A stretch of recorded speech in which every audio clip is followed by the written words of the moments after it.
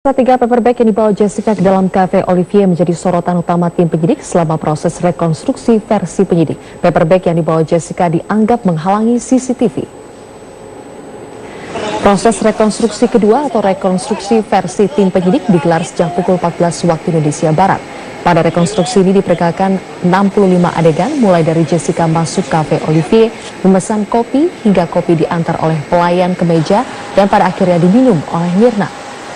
Tim penyidik fokus pada adegan yang memperagakan Jessica meletakkan 3 paper bag di atas meja. Adegan ini dianggap sebagai salah satu cara Jessica menutupi kopi yang dipesan agar tidak terekam CCTV.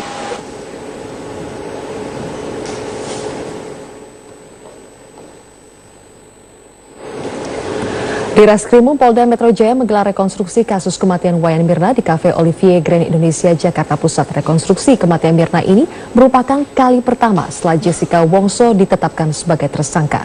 Dalam rekonstruksi yang digelar sejak pukul 9 pagi ini, penyidik menghadirkan tersangka Jessica Kumala Wongso. Jessica yang merupakan satu-satunya tersangka kasus kematian Wayan Mirna Salihin turut memperagakan perannya dalam rekonstruksi ulang di Cafe Olivier. Rekonstruksi ini dilakukan lantaran beberapa keterangan Jessica dianggap tidak sesuai dengan fakta yang ada. Rekonstruksi ini dilakukan dengan 2 versi, yakni versi penyidik dan versi tersangka. Rekonstruksi pada hari ini adalah rekonstruksi pertama setelah Jessica ditetapkan sebagai tersangka. Setelah selesai melakukan rekonstruksi versi pertama ini, Jessica kemudian menolak untuk mengikuti rekonstruksi versi penyidik dikarenakan pihaknya sempat depresi selama proses rekonstruksi berlangsung.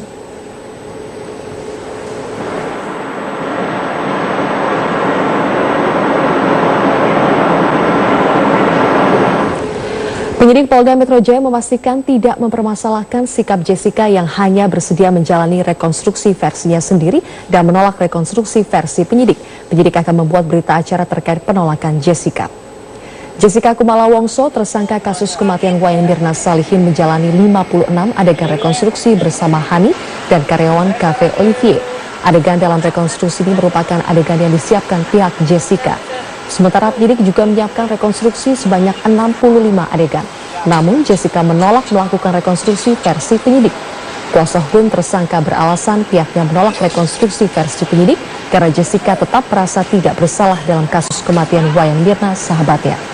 Menanggapi penolakan ini, Direktur Reserse Kriminal Umum Polda Metro Jaya Kombes Krisna Murti menyatakan tidak masalah dan tersangka berhak menolak sebagai gantinya.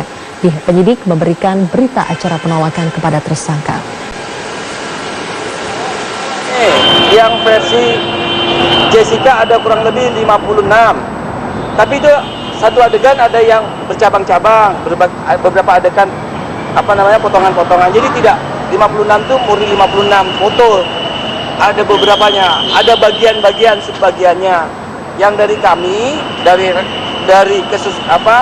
rekonstruksi, berita acara rekonstruksi yang kami dapatkan dari hasil penyelidikan kami, kurang lebihnya ada 65 dengan bagian-bagian yang masih ada potongan-potongannya begitu. 2 itu dilimpahkan semua, ya disinkronisasi karena keterangan yang berbeda ini tidak masalah. Tersangka punya hak mengingkari, punya hak. Ini pelajaran buat semua, nggak masalah mengingkari. Jessica Kumala Wongso menolak rekonstruksi versi tim penyidik karena merasa tidak melihat rekaman CCTV tersebut. Kuasa hukum Jessica, Yudi Wibowo, juga mengatakan polisi terlalu memaksakan data yang tidak cocok harus dicocokkan dengan fakta yang ada. Penyidik menurut CCTV.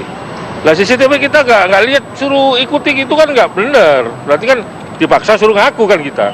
Ya, Jessica. CCTV-nya kita kan nggak lihat. Kenapa di rekonstruksi seperti CCTV? Kecuali CCTV-nya kita lihat.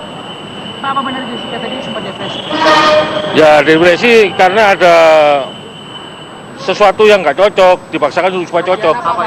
Satu persatu fakta tambahan dalam kasus pembunuhan Wayan Mirna terungkap. Baru-baru ini pemirsa, foto dan rekaman percakapan WhatsApp antara 2 orang yang diduga Jessica Kumala Wongso dan Mirna Salihin beredar di media sosial. Fakta ini bisa jadi petunjuk bagi penyidik polisi untuk merangkai motif dan modus pembunuhan Wayan Mirna. Kasus kematian Wayan Mirna Salihin memasuki babak baru. Belum lama ini beredar sebuah foto dan isi percakapan WhatsApp dari Jessica dan Mirna 4 hari sebelum kematian Mirna. Mirna meninggal dunia setelah minum kopi es Vietnam di Cafe Olivier, Jakarta pada Januari 2016 yang lalu. Dalam grup WhatsApp, seseorang yang diduga Jessica Wongso menanyakan klinik di Grand Indonesia yang kemudian ditanggapi oleh Mirna. Selain percakapan WhatsApp, beredar juga foto yang 3 diantaranya adalah Mirna, Hani, dan Jessica. Pada satu kesempatan, ayah Mirna, Darmawan Salihin, menilai Jessica mempunyai kepribadian ganda yang gelap dan anaknya takut terhadap sosok Jessica. Normalnya dalam artian juga berbeda lagi nih saya selidiki. Jadi ya itu yang saya bilang, tenang banget itu orang. Kalau sisi gelapnya itu dikeluarkan sama dia, lie detektor juga mungkin kalah kali ya, saya nggak tahu itu. Tenang banget lihatnya. Iya, itu kayak orang nggak bersalah. Tenang itu. Sebelumnya, suami Mirna, Arif Sumarko, bersama dengan kembaran Mirna, Sandy Salihin, menegaskan bahwa semua keterangan Jessica di media bohong. Hal ini disampaikan setelah ia mengetahui fakta dari penyidik. Dengan ini saya yakin bahwa apapun semua yang diomongkan Jessica di media itu adalah bohong. Semuanya bohong. Itu aja saya bisa sampaikan. Sama Arif bareng sama 7 kali ya. Iya. Ada dendam lagi antara Jessica sama... Enggak, pokoknya semua yang Jessica lakukan di media semua bohong. Karena kita udah lihat semuanya itu semua bohong. Semuanya di pengadilan aja. Yang benarnya seperti apa, Mbak? Nggak bisa kita liatin. Udah, itu aja. Yuk. Saat ini kepolisian telah menggelar rekonstruksi kasus Mirna setelah menetapkan Jessica sebagai tersangka. Penguatan alat bukti dan mencari fakta tersembunyi menjadi fokus polisi untuk menguak kematian Wayan Mirna Salihin. Tim Liputan, Metro TV. Dikarenakan keterangan yang diberikan oleh Jessica Kumala Wongso kepada tim penyidik terus berubah-ubah dan tidak konsisten. Sehingga tim penyidik melakukan rekonstruksi ulang berdasarkan rekaman CCTV yang ada di dalam Cafe Olivier serta keterangan-keterangan dari karyawan yang bekerja di Cafe Olivier. Namun saat kami melakukan konfirmasi kepada kuasa hukum Jessica, yaitu Yudi Wibowo, pihaknya menyatakan bahwa akan mengikuti seluruh arahan yang diberikan oleh pihak kepolisian ataupun tim penyidik selama proses rekonstruksi ini berlangsung. Hasil dari rekonstruksi ini nantinya akan dicocokkan dengan bukti-bukti yang terlebih dahulu sudah dikantongi oleh pihak kepolisian. Krisia, demikian informasi yang dapat kami sampaikan, kembali ke Anda di studio. Baik, terima kasih atas laporan Anda, Aftian Siswoyo melaporkan langsung dari Jakarta. Kita ke informasi lain, pemirsa. Menjelang Hari Raya Imlek, kesenian barongsai mulai mewarnai Semarak Imlek 2016. Imlek juga menjadi berkah bagi perajin topeng liong dan barongsai yang kebanjiran order. Bertepatan dengan Semarak Imlek 2016, sebuah mal di Palembang, Sumatera Selatan diramaikan dengan tarian barongsai untuk menghibur pengunjung mal.